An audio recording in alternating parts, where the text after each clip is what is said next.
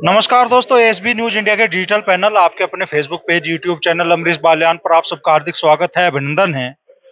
मुजफ्फरनगर में आज अंतर्राष्ट्रीय जाट संसद की संवाद बैठक का आयोजन किया गया। 1 अक्टूबर को मेरठ में बड़ी अंतर्राष्ट्रीय जाट संसद होने वाली है। क्या इस जाट संसद में मुद्दे रहेंगे? क्या जाट आरक्षण की मांग एक बार फिर से जोर पकड़ेगी? और जैसा कि लगातार पश्चिमी उत्तर प्रदेश से क्या पूरे देश के किसान मांग उठाते रहे हैं चौधरी चरण सिंह जी को भारत रत्न देने की। और इसके साथ साथ में एक बड़ा मुद्दा है 2024 का जो लोकसभा चुनाव होने वाला है, उसमें क्या 2024 में जाट समाज के जो राजनीतिक हस्तियां हैं उनको मजबूती देने की कोशिश की जाएगी? क्या इस जाट संसद का एजेंडा होगा? उसी बारे में बात करने के लिए हमारे साथ मौजूद है अंतर्राष्ट्रीय जाट संसद के आयोजक रामावतार पलसानिया और परमेश्वर कलवानिया जी। तो रामावतार जी, क्या मकसद इस जाट संसद का होगा? देखिए, कौम के गौरवशाली अतीत को याद करने के लिए जिस तरीके से आप लोगों ने देखा कि पूरी देश और दुनिया में जाट समाज का इतिहास मशहूर है, उस मशहूरियता को फिर से कौम में कायम किया जाए, 36 कौम के उस भाईचारे की बुनियाद को मजबूत किया जाए। और इसी तरीके से हमने पिछले लंबे समय से जाट संसद के कार्यक्रम अलग अलग प्रदेशों में और देशों में कर करके इस विश्वास को फिर से मजबूती दी है कि कौम की कला, शिक्षा, सभ्यता, संस्कृति, गौरवशाली जाट इतिहास और हमारे कौम के लोगों को रोजगार सर्जन मिले। किस तरीके से हम ज्यादा से ज्यादा लोगों को रोजगार दे पाए, हमारे इतिहास को याद कर पाए, उसी मिशन को लेकर के हम काम करें। 1 अक्टूबर 2023 को पूरी दुनिया की जाट सरदारी उत्तर प्रदेश में आने वाली है। और जब मेरठ की पावन और पवित्र भूमि पे पूरी दुनिया का जाट समाज इकट्ठा होगा तो अपने मान, सम्मान, स्वाभिमान, हक, अधिकार की भी बात करेगा, हमारे गौरवशाली अतीत की भी बात करेगा। जिन भी जाट महापुरुषों को अभी तक सम्मान नहीं मिल पाया, जिन महापुरुषों को भारत रत्न नहीं मिल पाया, उन सभी तमाम समाज के जो सामाजिक मुद्दे हैं, उन सभी मुद्दों पर खुलकर चर्चा होगी। और उनसे चर्चा के साथ साथ में इस बात को भी पुरजोर उठाया जाएगा कि मेरे कौम के इतिहास को फिर से चर्चा हो, मेरे कौम के इतिहास को फिर से सम्मान मिले, हमें राजनीतिक और सामाजिक रूप से फिर से ताकत मिले। चाहे तमाम राजनीतिक पार्टियों में मेरे कौम के लोग काम करें, लेकिन जिस दिन जाट समाज की बात हो तो तमाम राजनेता जाट समाज के मंच और बैनर पे आकर के इस बात को विश्वास पैदा करने का काम करें कि जाट के बेटे जाट समाज के लिए, 36 कौम की बिरादरियों के लिए काम करते हैं, चाहे भले हम अलग राजनीतिक पार्टियों में काम करते हो। और आप लोगों ने देखा होगा कि तमाम जाट संसद के जो कार्यक्रम हो, सारी राजनीतिक पार्टियों के गैर राजनीतिक रूप से उस मंच पर आते हैं, वहां आकर के अपने कौम के, अपने इतिहास की चर्चा करते हैं, गौरवशाली अतीत को याद करते हैं, वहां सामाजिक सौहार्द की बात होती है। और पिछले लगातार तमाम वर्षों से इंटरनेशनल जाट पार्लियामेंट इस ऐतिहासिक सिलसिले को जारी कर रखा है। इस जाट संसद के माध्यम से क्या 2024 आ रहा है तो केंद्र सरकार पर दबाव बनाने की कोशिश होगी जाट आरक्षण को लेकर? देखिए, ना हमारा टारगेट 2024 है, ना 23 है, ना 22 था। हमारा टारगेट और हमारा मिशन है, हम पिछले 10-12 साल से एक मिशन बना करके इसको कौम के मान, सम्मान और स्वाभिमान के लिए काम कर रहे हैं। हम किसी राजनीतिक एजेंडे से बाइस्ट होकर के काम नहीं करते, क्योंकि वो समाज के इतिहास की चर्चा करनी है, हमें रोजगार के लिए चर्चा करनी है, हमारे युवाओं के भविष्य की बुनियाद के लिए चर्चा करनी है। अगर फिर भी हमें सामाजिक रूप से ताकत मिलेगी तो फिर से चौधरी चरण सिंह और चौधरी देवीलाल का दौर आ सकता है। वो तब आएगा जब हम सामाजिक रूप से मजबूत होंगे, अपने आप राजनीतिक रूप से जाट समाज मजबूत हो जाएगा। तो इस जाट संसद में देश प्रदेश की या अंतर्राष्ट्रीय ऐसी कौन कौन सी हस्तियां हैं जो शामिल होने वाली? जितने भी तमाम राजनीतिक जो संगठन है, राजनीतिक पार्टियां, उसमें जो मेरी कौम के लोग जो काम करते हैं, उन तमाम राजनीतिक पार्टियों के जाट समाज के नेताओं को आमंत्रित किया गया है। जितने भी तमाम सामाजिक संगठन देश और दुनिया में जाट समाज के काम करते हैं, उनको बुलाया गया है। जितने भी जो हो गए, चाहे बिजनेसमैन हो, चाहे कला, शिक्षा, सभ्यता की संस्कृति को जीने वाले लोग हो गए, चाहे साइंटिस्ट हो गए, इंजीनियर हो गए, या 7 समुद्र पार विदेशों में जो मेरी धरती को, इस भारत की मिट्टी का जो नेतृत्व क्षमता का लोहा मनवा रहे, जाट कौम के झंडे और डंडे को ताकत देने का प्रयास कर रहे हैं, 7 समुद्र पार विदेशों में जो मेरी कौम के लोग हैं, वो भी इस कार्यक्रम में आ रहे हैं। तमाम मेरे कौम के प्रबुद्ध और मोजिज लोगों को आमंत्रित किया गया है। भाई परमेश्वर जी हमारे साथ में मौजूद है। तो परमेश्वर जी, कई सारे आयोजन आप करा चुके हैं, कई जगह अंतर्राष्ट्रीय जाट जाट संसद का आयोजन आप करा चुके। अपने मकसद में कितनी कामयाबी आप लोगों को मिली, और मेरठ की धरती से खास तौर पे, क्योंकि यहाँ से माना जाता है जो मुजफ्फरनगर मेरठ की धरती से हवा चलती है वो पूरे देश का रुख तय करती है। तो क्या 1 अक्टूबर को ऐसा कोई ऐलान मेरठ की धरती से होने वाला है? देखिए, आज तक के जितने भी आयोजन हुए 100% सफल हुए हैं। अपने मुद्दों पर चर्चा करते हो, हमने हमारी सामाजिक कुरीतियों के खात्मे के प्रस्ताव पर चर्चा की हो, हमारे भविष्य की बुनियाद लिखने के लिए, युवाओं को रोजगार देने के लिए विदेश में जाने की बात हो, चाहे तमाम मुद्दे रहे, चाहे सामाजिक मुद्दे रहे, चाहे राजनीतिक मुद्दे रहे, उनके ऊपर हमने बात की है। जहां तक हमारा सवाल है कि अगर समाज संगठित होता है, एकजुट होता है, तो ताकत बहुत मिलती है और उसका फायदा भी समाज को मिलता है। चाहे किसी भी तरीके का मुद्दा हो, हमेशा हमारे समाज के लोगों ने मजबूती देने का काम किया। इंटरनेशनल जाट पार्लियामेंट का विज्ञान भवन का कार्यक्रम था, हमने 55 देशों का टारगेट रखा था, 62 देशों के लोग एकजुट हुए थे।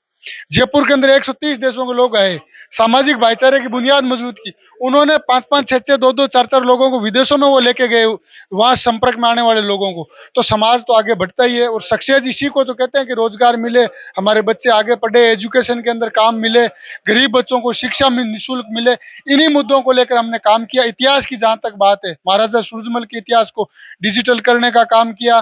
दीनबंधु चौधरी छोटूराम की डॉक्यूमेंट्री तैयार है।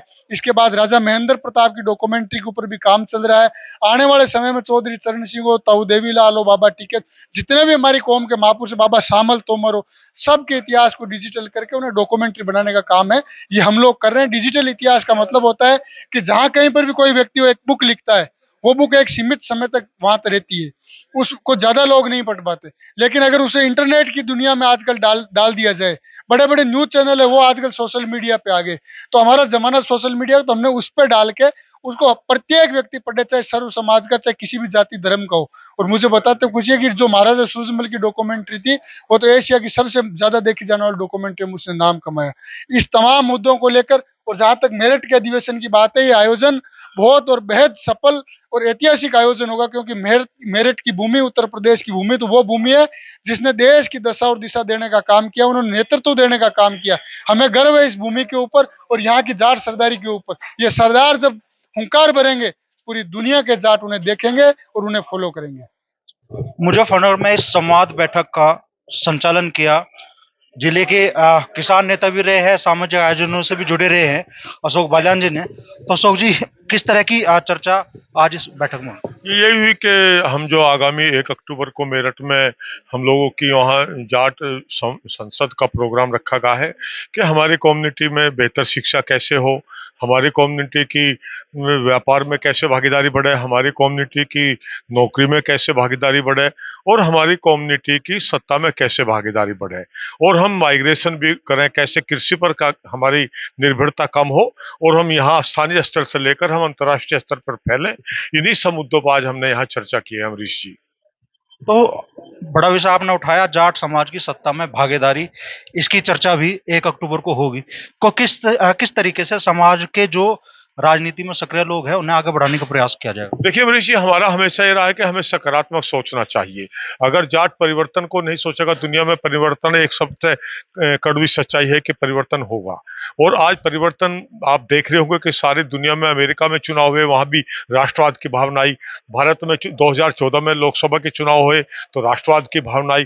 तो निश्चित तौर पर मैं समझता हूँ कि हमारी कम्युनिटी राष्ट्रवाद की भावना के साथ चलेगी और सत्ता के परिवर्तन को समझेगी और सत्ता के साथ जुड़कर अपनी भागीदारी को बढ़ाएगी। मेरी यही कामना है कि जाट समुदाय इन सब चीजों को समझे और सकारात्मक सोच के साथ कौम को आगे ले जाए। जाट समाज के बड़े समाज सेवी सुभाष ठेकेदार जी बड़े उद्योगपति भी हैं, तो किस तरीके से अंतर्राष्ट्रीय जाट संसद समाज के जो युवा है उन्हें एक नई दिशा देने की कोशिश करें? देखो अमरीश जी, हम तो इतना कहना चाहेंगे कि काफी दिनों से, पिछले 8-10 साल से दोनों भाई पलवानिया और ये कलवानिया दोनों लगे हुए हैं। हमारे समाज की बहुत ही जाट सभाएं हैं, स्वागत है सबका, हजारों बन रही हैं। बट जो काम इन दोनों ने किया है, पूरे देश में जगह जगह जाके, बड़ी बड़ी जगह जाके, बेंगलोर, चंडीगढ़, भोपाल, और समाज को इकट्ठा करा, इनका जो दृष्टिकोण है वो सही मायने में इस समाज को एक दिशा दे सकता है।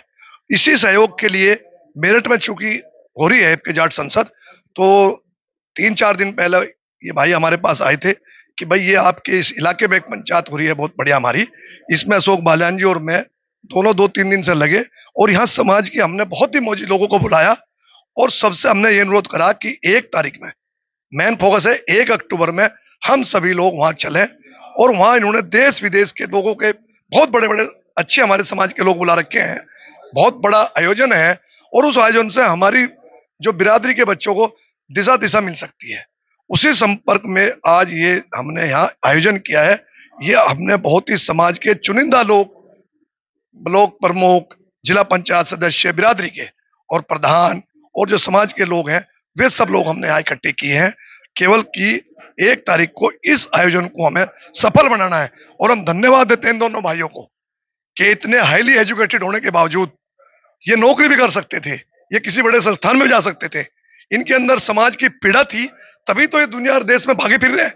इनका भी अपना परिवार है, इनका भी घर है, लेकिन नहीं, इनको एक समाज की पीड़ा थी। इनको हमारे समाज ने स्वीकार किया और 1 से 2 और 1 से 100 और 100 से 1000, 1 से लाख और करोड़ बनते चले जाते हैं। उसी सापेक्ष में हमारे लोग भी इनसे प्रभावित हुए। केवल इनको टीवी पे और इनकी संसद के कार्यक्रमों को देख के कि ये दोनों युवक जो है, नवयुवक इतने अच्छे मिशन के लिए लग रहे हैं हमारे समाज के लिए, तो हमारा भी कर्तव्य बनता है कि हम भी इनका सहयोग करें।